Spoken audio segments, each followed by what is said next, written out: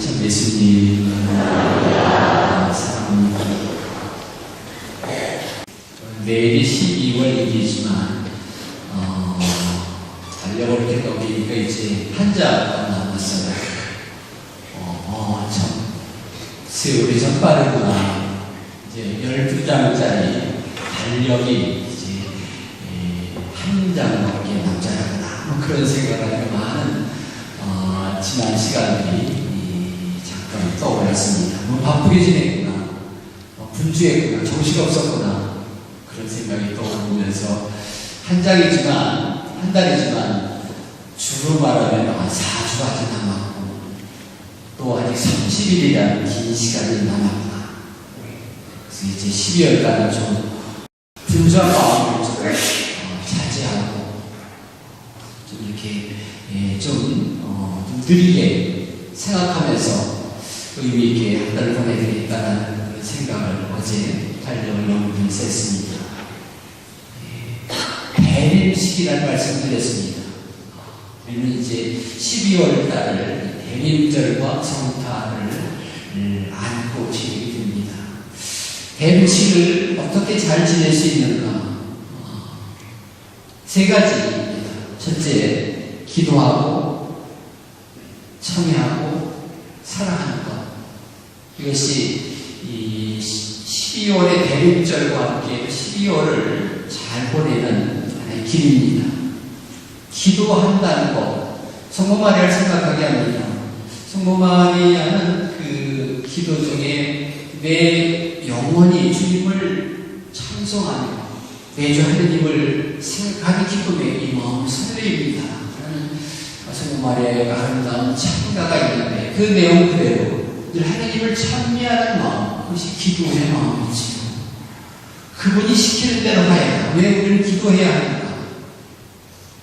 늘 그분의 주님의 뜻을 헤아리기 위함인데 그것이 결국 그분의 뜻을 실천하는 거죠. 그러기 위해서는 그분의 뜻을 헤아리기 위해서는 기도하는 시간이 필요합니다. 그래서 대림절을 잘 보내는 것 중에 하나가 기도하는 것이죠. 성공하여야죠. 둘째는 참회입니다. 참회하는 세례 요한을 떠올리게 됩니다. 세례 요한. 그분은 그 요한복음의 2장에 그런 말을 하십니다. 그분은 점점 커지셔라고 나는 작아져야 합니다. 회개의 기본이 그거죠. 그분은 주님은 내 삶 속에 큰 자리, 귀한 자리, 중요한 자리를 차지하게 한 것. 내가 그 회개의 참회 정반대의 삶을 살았다면 내가 주님보다 더 항상 윗자리에 있었고 내 의지가 늘 주님보다 앞섰고 내 의지대로 살았던 것. 그런 것에 대한 반성이 참회이지. 모든 것은 정말 주님의 그 이끄심에 주님의 인도하심에 다 우리의 삶이 이끌어가게 되어 있습니다. 그것이 내 의지 안에 살아가는 걸 할 때 우리는 역행하게 되는 거죠. 참회는 회개는 주님께 돌아가는 것인데 그분이 우리 내 삶의 첫 자리에 놓는 것, 그것이 회개라고 볼 수 있겠습니다. 그 다음에 사랑하는 것이죠. 사랑하는 것. 신앙생활이란 막연한 하나님께 삶의 위안이나 마음 평안을 위한 것이 이 신앙생활이 아니죠. 신앙생활이란 과거 아브라함과 모세와 다윗 그리고 베드로와 바울의 사도의 삶과 하셨던 하나님을 믿는 것. 현재 지금 내 삶 속에 살아계시는 한 현존을 믿는 것이고 너무나도 큰 그분의 사랑에 감사하는 것이고 그분이 선포하고 사셨던 생애 전부인 사랑을 실천하는 것. 그것이 신앙생활입니다. 그것이 믿음의 생활입니다. 따라서 대림 시기에 기도하고 그러므로 하나님의 뜻을 헤아리고 참회 회개하고 그러므로 하나님이 내 삶의 첫째를 보여주고 사랑하는 삶을 사는 것, 그러므로 구원의 보화를 쌓는 것, 그것이 대림식을 잘 보내는 길입니다. 참 믿음을 회복할 때 성탄의 기쁨은 참으로 클 것입니다. 성탄의 의미를 잘 작품이 주체가 아니라 성탄을 준비하기 위한, 성탄을 맞기 위한 하나의 준비 과정이었어요. 그래서 우리가 이 대림 시기에 기도하고 회개의 어떤 그런 생활을 하고 그리고 사랑의 삶을 살 때 기쁨의 성탄을 우리가 함께 맞이할 줄 믿습니다. 저는 특별히 이번 대림 시기 동안 우리 세 가지를 실천하는 노력하겠지만 책을 하나 읽을까 합니다. 여러분도 한번 이 책을 읽으면 또 도움이 되지 않겠나 하는 생각이 듭니다. 공지영 씨가 쓴 수도원 기행, 이 두 번째 책인데요. 부제로 작가 공지영 하느님 앞에 무릎을 꿇다라는 것이 소제목으로 되어 있습니다. 공지영 씨는 좀 잘 모릅니다만 어떻게 보니까 어디는 인터넷에서 공지영 한 60만 명 정도가 이제 거기에서 글을 읽고 그런다고 해요. 유명한 소설가죠. 쓰리는 많이 알아고 합니다. 이번에 그분이 수도원 기행 2를 좀 더 출판사에서 냈는데 제가 서문을 필요하신 분에서 읽었어요.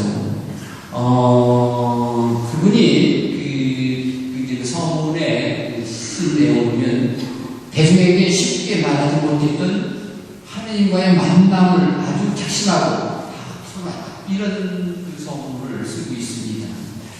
어떻게 보면 이 제가 어떤 수도원의 기획을 수도원에 대한 내용을 쓰는 것이 아니라 작가의 영적 연리, 작가의 신앙 고백록이라고 그렇게 인터뷰한 사람이 쓰고 있습니다.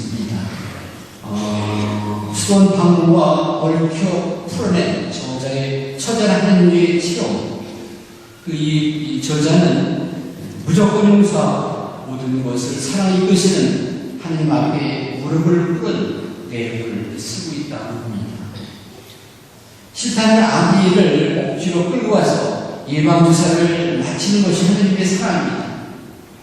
아이는 그게 자신을 위한 사랑인 것을 모릅니다. 믿을 수 없을 만큼 나쁜 일이 벌어져도 내가 어렵게 죽는다 해도 내 자신이 죽는다 해도 그 모든 것은 그분이 나를 두고 하시는 사랑의 행위라는 것을 믿습니다. 당과 같은 제 삶을 통해서 깨달은 것입니다. 이런 글도 쓰고 있습니다. 저자는 책에서 쉽게 우리 힘든 과거의 자신의 잘못된 삶을 아주 진솔하게 표현하고 있습니다. 저자는 이렇게 쓰고 있습니다. 저처럼 자기 없는 사람도 이렇게 하나님의 사랑을 받고 있다는 것을 과거에 저처럼 고통받고 있는 분들에게 꼭 전하고 싶다면서 제 체험이 하나님을 찾지 못한 제 헤매고 있는 이들에게 하나님의 미랄이 될 수 있다면 그보다 더 큰 의미는 없을 것입니다. 라고 하면서 자기의 친선 잘못의 삶을 고백하죠. 기도도 잘하지 않고 하나님 말씀도 잘 듣지 않던 제가 왜 이런 실험을 하게 됐을까 생각해 봤습니다. 그나마 글재주라도 있으니 제가 맡은 하나님의 사랑을 글로 담고 다른 이에게 전하는 뜻이 아닐까요? 저는 그렇게 사랑하는 게 아니라 우리 모두 그렇게 사랑하고 있음을 전하라는 독자들이 하나님께서 제게 베푸는 것과 똑같은 사랑을 모든 이에게 베푸고 있다는 것을 깨닫고 용기를 얻으면 좋겠습니다. 제가 이렇게 깨달은 진리인 줄 알았는데 알고 봤더니 그리스도교의 핵심이었습니다. 이런 글도 쓰고 있습니다. 이 저자는 수도원 기의 일을 읽고 냉담을 풀거나 입교했다는 이가 많아서 무척 기뻤다고 쓰고 있습니다. 일본과는 달리 그리스도의 신앙과 체험을 본격적으로 다룬 이 권이 신앙의 의미를 찾지 못하는 그리스도인과 비신자들에게 하나의 생물 되기를 기대한다는 그런 글도 덧붙이고 있습니다. 저자는 요즘 일상생활에서 신앙의 살자는 비중이 80%나 넘는다고 말하고 있습니다.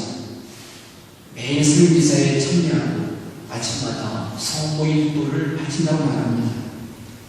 나이가 들어 새벽잠이 없어진 덕을 보는 것 같아요. 소물대에서 십회를 바치면서 많은 치유를 경험합니다. 하나님을 모르고 살 바에는 지금 당장이라도 데려가 달라고 하고 싶어요. 예전에는 죄와 고통을 무조건 피하고 싶었는데 이제는 그렇지 않습니다. 복된 죄라고 생각을 합니다.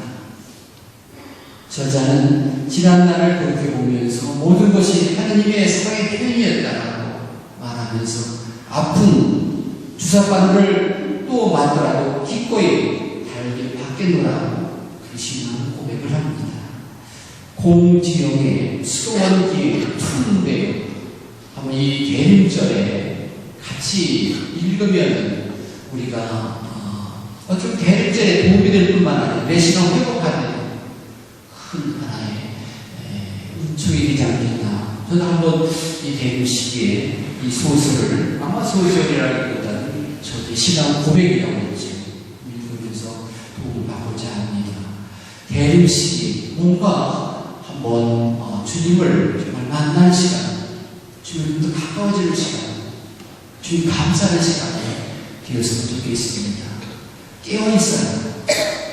제자리에 서 있어요. 나는 주님 말씀 마음을 담고 한 달 동안 주님과 걸어가는 복된 대림 시기 시간입니다. 아멘.